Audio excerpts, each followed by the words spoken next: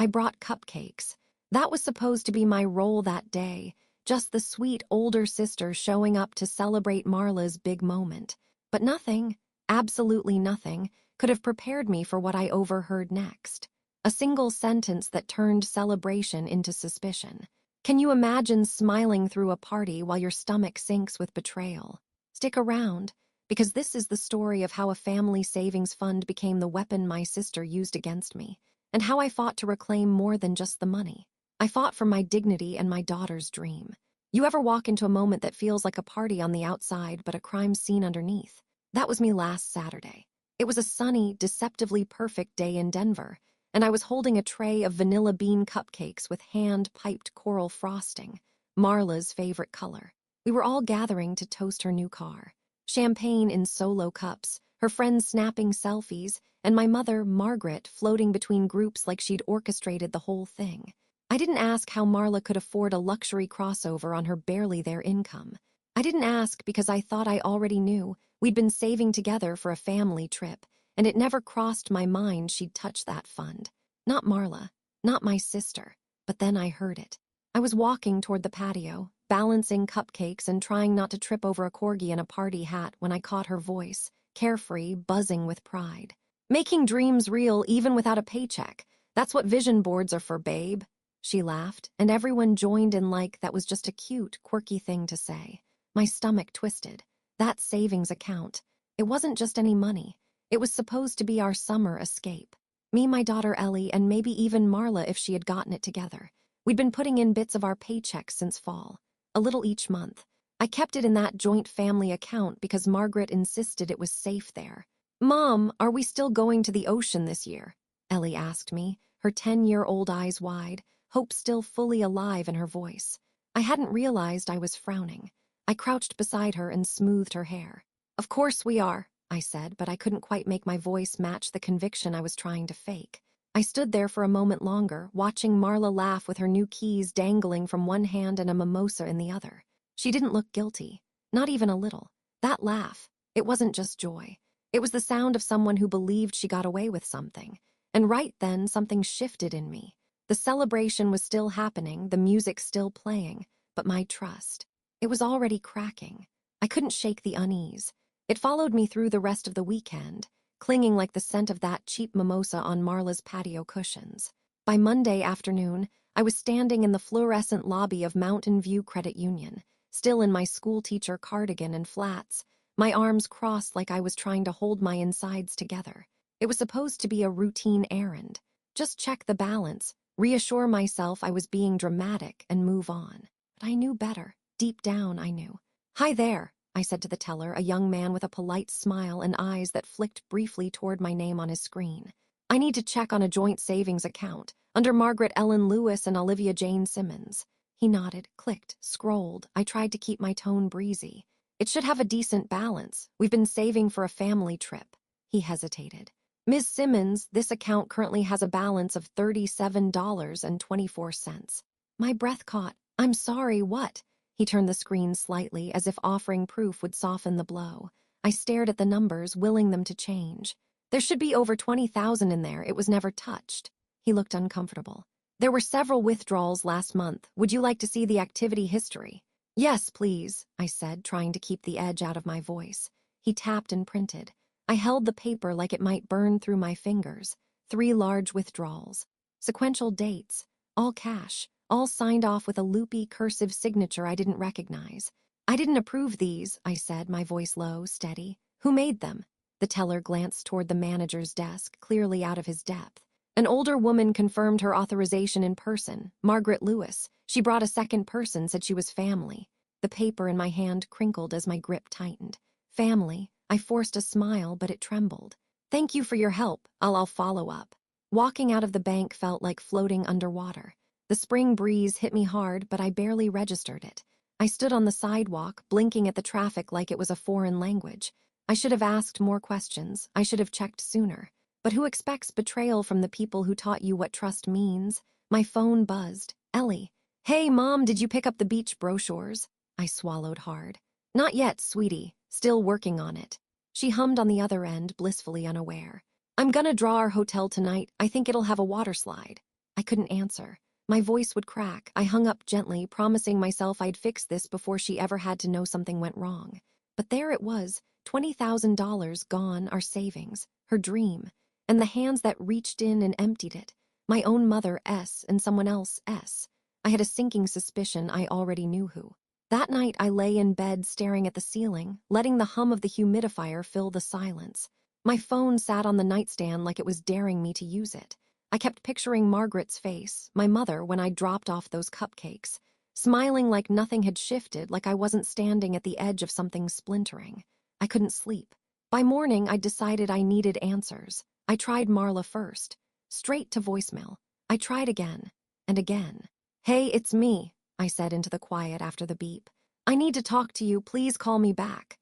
I texted too, even though I knew she'd seen my name on the screen and made a choice. Then I called Margaret. She picked up on the second ring. "Hi, Olivia," she said, breezy and unbothered, like we were about to discuss pot roast. I didn't even try to ease into it. "The bank told me the family savings account is empty." A pause, not of surprise, but calculation. "I was going to talk to you about that," she said, like we'd missed a scheduled coffee chat. "Things have just been a little hectic." I waited, she sighed. "We'll talk later, okay?" "No, now," I said. My voice was calm, but it had an edge I didn't bother sanding down. That money wasn't just sitting there, it was for Ellie, for our trip, for something good. "There are more important things than vacations, Olivia," she said, suddenly with that condescending mother tone I hadn't heard in a while. "Sometimes when people are desperate." Who was desperate? I cut in. She hesitated. "We'll talk later." I hung up. I just sat there in my car outside the school parking lot, watching kids dart across the sidewalk in puffy coats, their backpacks bouncing like parachutes. The bell rang. I didn't move. That phrase, "when people are desperate," it stuck with me all morning like gum on the bottom of a shoe, sticky and impossible to ignore. During recess, while the kids screamed their lungs out playing tag, I sat on a bench gripping my thermos like it held more than just lukewarm coffee. I could hear Margaret's voice echoing in my head, the way she'd flattened the whole thing down into something necessary. But necessary doesn't mean right. I replayed the scene at Marla's party again. That laugh. That smug line about making dreams happen without a paycheck. The flashy car. The designer sunglasses she took off with a flourish every time someone complimented her. And then Ellie's voice. "So we're not going to the ocean anymore." It was the first time in years that something in me truly hardened. Later that afternoon, I stared at the bank statement again in the break room, its rows of transactions glaring like proof of a story I hadn't wanted to believe. The name on those withdrawals was unmistakable. Margaret, and someone with her.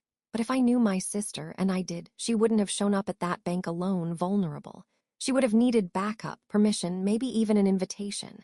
That meant Margaret hadn't just known, she de-enabled it. The betrayal wasn't just Marla's, it was both of theirs. I closed the laptop, breathing through my nose. My hand shook just enough to make my coffee slosh over the edge of the cup. I didn't cry. Not yet. But I knew one thing, this was no misunderstanding. This was a choice. And I'd be damned if I let them pretend otherwise. By Wednesday, the silence had taken on a shape of its own. No return calls, no apologies, just empty space like they'd all agreed to ignore the theft and hope I'd fold quietly. But I wasn't folding. I left school early, claiming a migraine. It wasn't entirely a lie, just not the kind Advil could touch.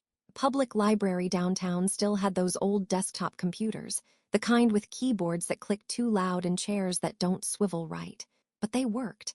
I logged in with my library card and pulled up my account. Transaction history. Scroll. Print. I watched the paper feed through the printer like it was unraveling the narrative they'd been trying to hide. Every date. Every amount. Every signature. There it was, 3 withdrawals, just like the teller had said. Signed under the name Margaret E. Lewis. And not even her full signature. Just a lazy, swirling scribble that looked wrong. I knew my mother's handwriting. I'd seen it on birthday cards, permission slips, even little notes she used to leave in my lunchbox when I was Ellie's age. This wasn't her handwriting. Not quite. My stomach dropped, because I'd seen this version before. Marla used to forge notes in high school. I'd caught her once, trying to get out of gym for a week after spraining her ankle dancing in heels. I remembered how she'd looped her letters just like that, mimicking Margaret's hand with a kind of flippant confidence that was equal parts ballsy and reckless. My throat tightened. The signature on the transaction forms, It was Marla's attempt at Margaret's name.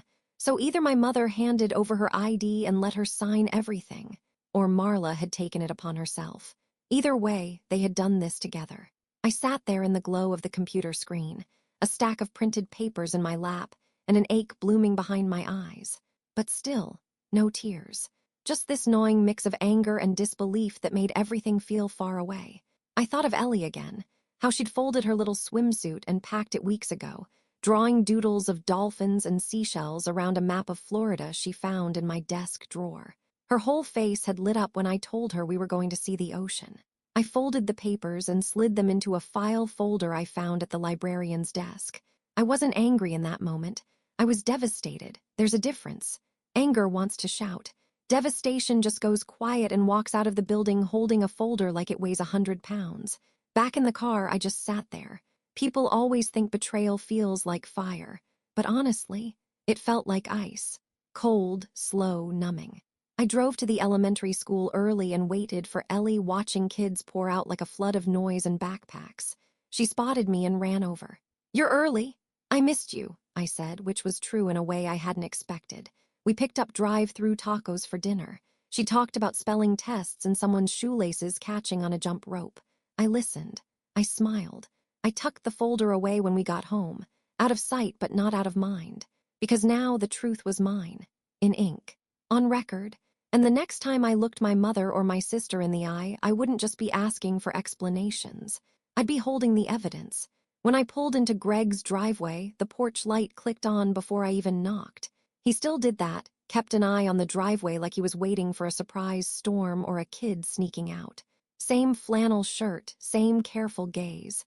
Gregory Simmons, my ex-husband, former accountant, current retiree, and the only person I knew who still balanced a checkbook for fun. He looked surprised to see me. "I need your brain," I said, holding up the folder like a peace offering. He blinked, then opened the door wider. "Come on in, is Ellie okay? She's with her friend Ava, I need to walk through something, carefully." Inside, everything smelled like coffee and cedar. He made tea because he always made tea when I was upset, even after the divorce. I opened the folder on his dining table. His brow furrowed the moment he saw the forms. "This is a family account. Was my name Marla's and Margaret's?" He took his time, read everything, didn't speak until he'd flipped through twice. "This is bad," he said finally. "Really bad." I stared at him. "Could I get that in accountant terms?" He folded his hands. "If that signature isn't your mother's real hand and Marla used it to authorize a withdrawal, that's fraud. Bank fraud. Especially with that amount. She was there, Greg. The teller said Margaret came in with someone and confirmed the withdrawal in person. Then either she's complicit or she's been manipulated to believe it was necessary." "I don't think she was manipulated," I said quietly. "I think she looked the other way." Greg nodded slowly. "You need to file an inquiry. Get the bank to start an internal investigation. They'll pull security footage, review signature cards, ask for statements. Would they do that just for me? If you file formally, yes. And if you attach this," he said, tapping the printed transactions, "with a signed request and explanation, they'll take it seriously." "I need them to," I said. "This wasn't just money, it was hope, my daughter's hope." He didn't say anything for a long time, just sipped his tea like he was trying to warm up an idea before letting it out. Finally, "Want help writing it?" I exhaled. "More than you know." We spent the next 2 hours drafting a letter. Greg pulled up a sample formal inquiry template from a financial ethics group he used to follow. He added precise language, dates, reference numbers, phrasing like unauthorized transactions, and suspected misuse of joint account access. I was grateful for the distraction, for the clinical way he helped me turn betrayal into paragraphs and bullet points. By 10 p.m., it was done. We printed 2 copies, one for the bank, one for me, and clipped the documentation behind each. Greg slid his glasses off. "I hate that you have to do this."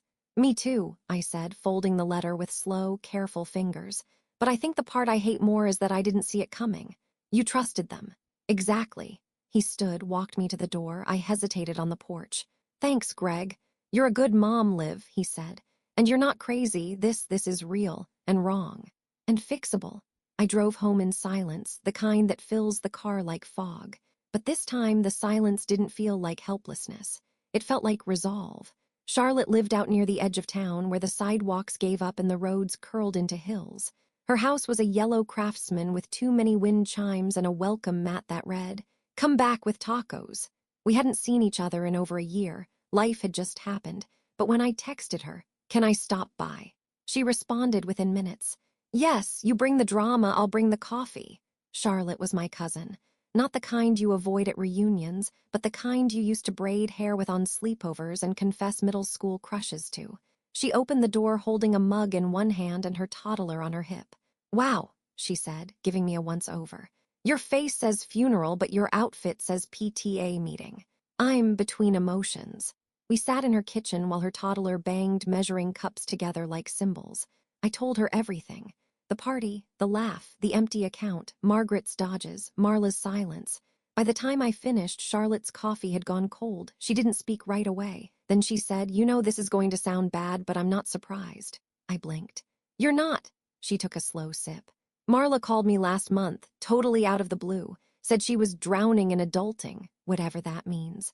Complained about debt, credit card stuff, medical bills. Said she was sick of always being the broke one in the family." "That tracks," I muttered.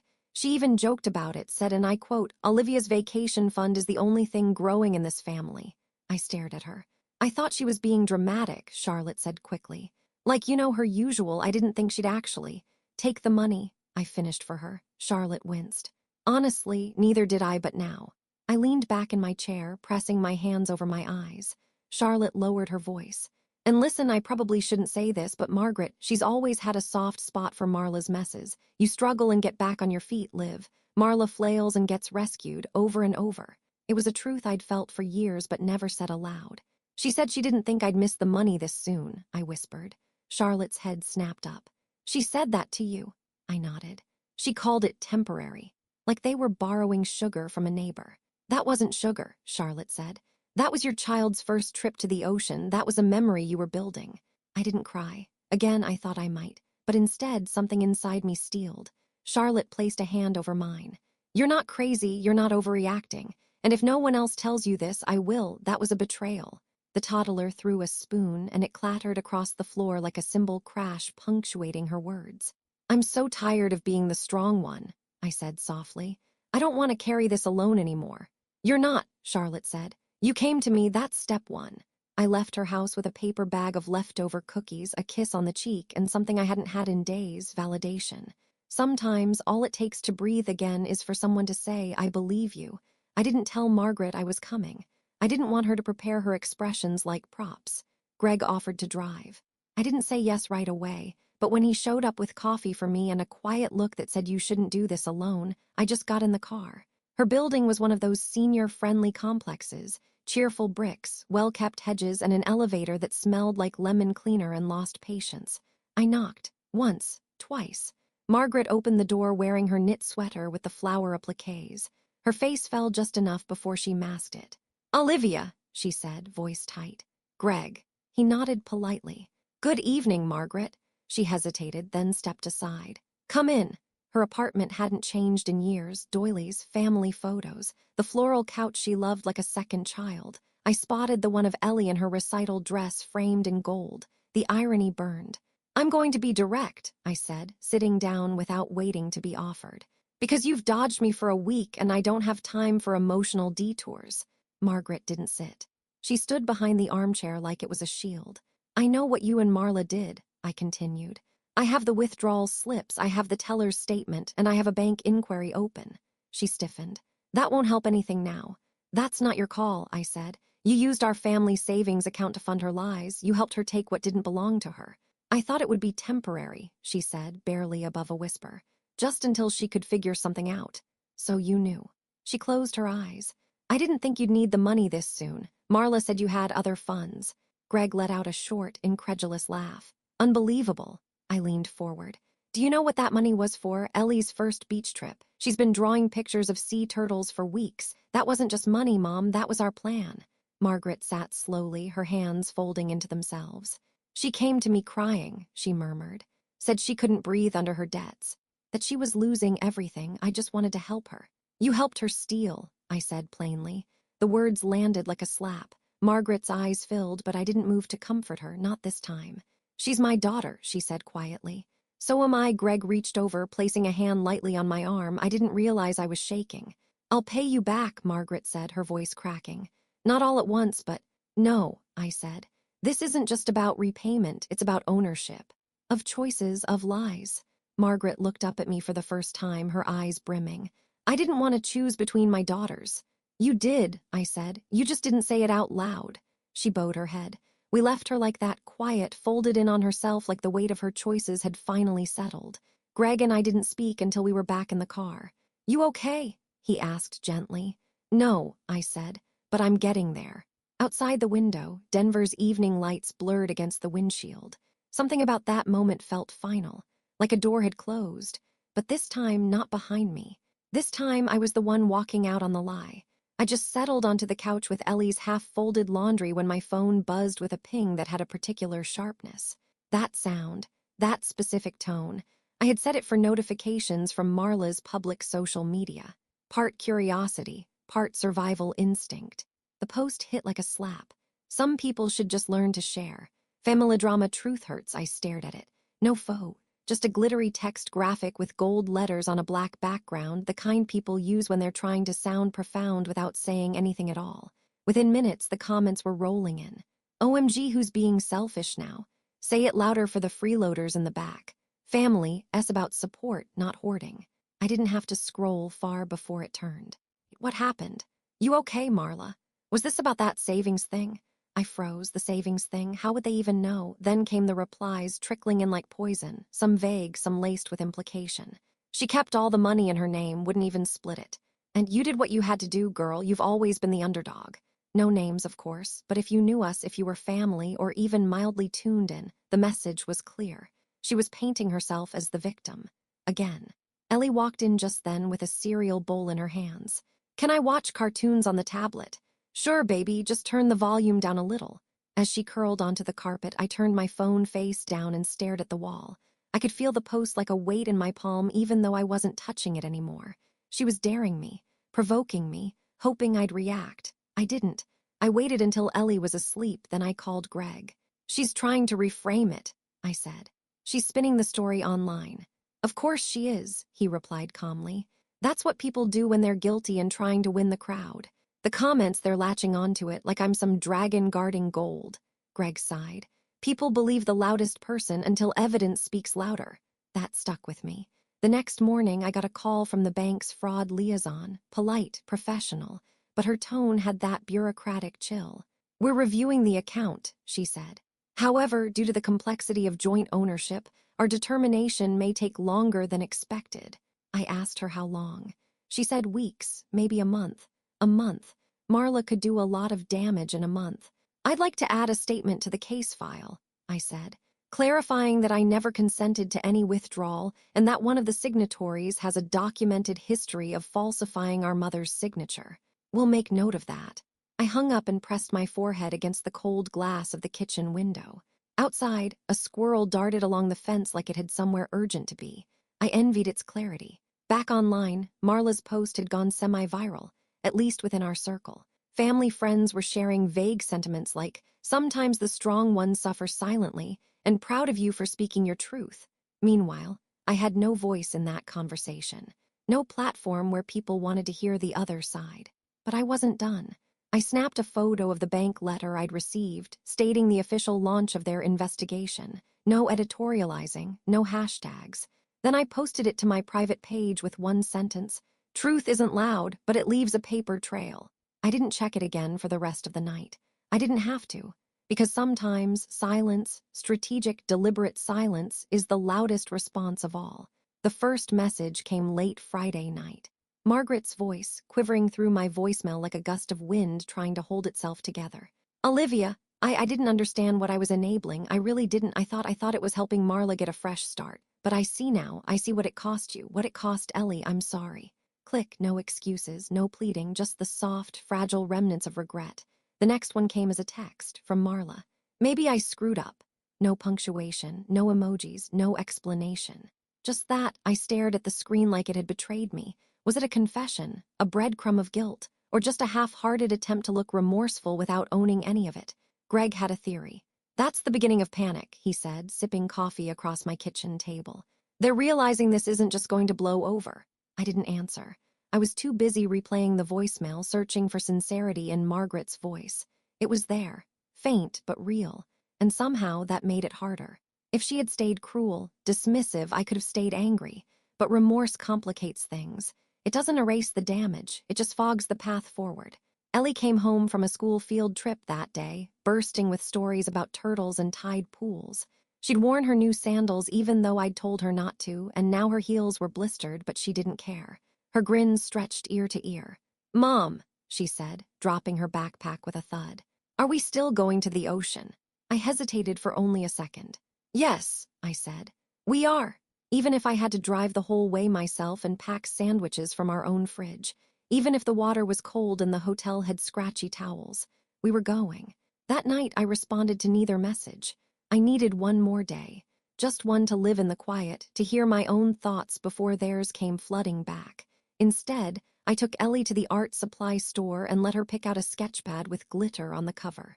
She drew a sea turtle with a crown, said it was the queen of the beach. I didn't tell her how perfect that image was. I didn't have to. The next morning, I stood in the backyard with my coffee, watching our wind chimes sway in the early breeze. They used to annoy me the way they never stayed still, but now they felt like company, like someone whispering, "You're still here." And I was, a little bruised, a lot wiser, but still standing. The envelope came on a Tuesday.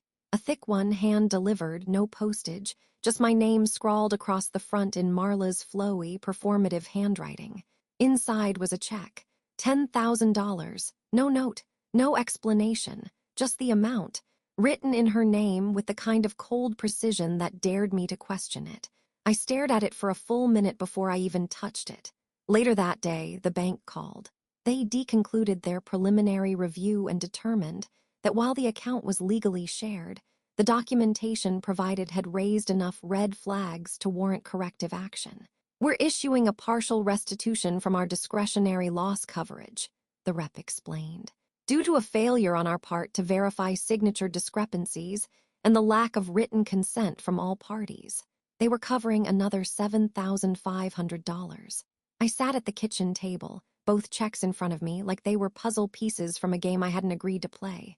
20,000 lost, 17,500 returned, close enough to look like closure. Not close enough to feel like justice. Greg looked at the checks with a neutral expression, the way he used to look at test results before delivering them to nervous clients. "You won," he said gently. "Not the whole war, but this battle. You did what most people never do. You got answers, you got results. But not truth," I murmured. "Not an apology from her, just this." "Sometimes the check is the apology," he replied. I nodded. I knew he was right. But the paper in my hands felt empty, like someone trying to buy silence. 2 hours later, Marla posted again. A photo of herself holding a mug wrapped in a designer throw blanket. Caption, "Peace is expensive, but I've always paid my dues." The comments were nauseating. "So proud of you, sis. Haters gonna hate, but winners just cut the check. Stay unbothered." I didn't engage. I didn't respond. I blocked her instead. And for the first time since the cupcakes and the car and the party that cracked everything open, I exhaled. Margaret called later that week to ask if I wanted to have lunch and talk like a family. I declined. "Maybe later," I said. "But for now, I need the quiet more than I need the conversation." She didn't push. Maybe she finally understood that silence wasn't a weapon. It was a boundary. Ellie and I started planning the trip in earnest. She picked the destination, Amelia Island, Florida, close enough to drive, far enough to feel like escape. I booked the hotel with my own card, paid the deposit without hesitation. This wasn't about money anymore. It was about reclaiming what the theft had taken from us, anticipation, joy, the right to look forward to something without wondering who was going to ruin it. The night before we left, I stood at the window and watched the sun dip below the rooftops. My house was quiet, clean, fully mine again. On my nightstand, I placed the refund checks, uncashed, alongside a shell Ellie had painted with glitter glue. They both shimmered, but only one of them felt like a gift. We left before dawn, the sky still wearing its night clothes and the roads blessedly empty. Ellie curled in the back seat with a fleece blanket and a stuffed dolphin named Cleo. I had packed everything, snacks, maps, even sunscreen in a Ziploc, Like this wasn't just a trip, but a quiet triumph in motion. Hours melted under the hum of the wheels. As we crossed the Florida state line, Ellie cheered like she'd just won a prize. In a way, she had. We pulled into the beachfront hotel just before sunset. Nothing extravagant, but clean and charming, with whitewashed balconies and the smell of salt in the air. Ellie ran ahead of me toward the shore, her sandals flopping, her laugh rising into the wind. I followed slowly, digging my toes into the sand, letting the weight of the past month begin to peel off like layers of old skin. She hit the edge of the surf and screamed with delight when the foam lapped over her feet. "It's cold!" she shrieked, but didn't retreat. I stood there watching her. The ocean stretched endlessly, indifferent and comforting all at once. I reached for my phone, not to post, not to update, just to take a picture. A memory captured for us and no one else. That's when I saw it. A new comment on one of my older posts, the one about truth and paper trails. "Guess it paid off. Enjoy your trip. Must be nice." It was from Marla. I stared at the message for a full minute before deleting it and blocking her new account. Again, she hadn't come to see us off. She hadn't sent a real apology, just that check and a need to stay relevant in my shadow. But her words didn't land the way they once would have, because I was already gone. That evening, as Ellie drew sea creatures on the hotel's notepad and I sipped ginger tea from a chipped mug, I made one last decision. I opened my contacts and scrolled until I found her name. Blocked. Then I did the same with Margaret's. Not out of spite, not forever. Just for now. Because peace, I realized, isn't something you win in court or find in a checkbook. It's something you guard with the right locks. And boundaries, they're not just fences.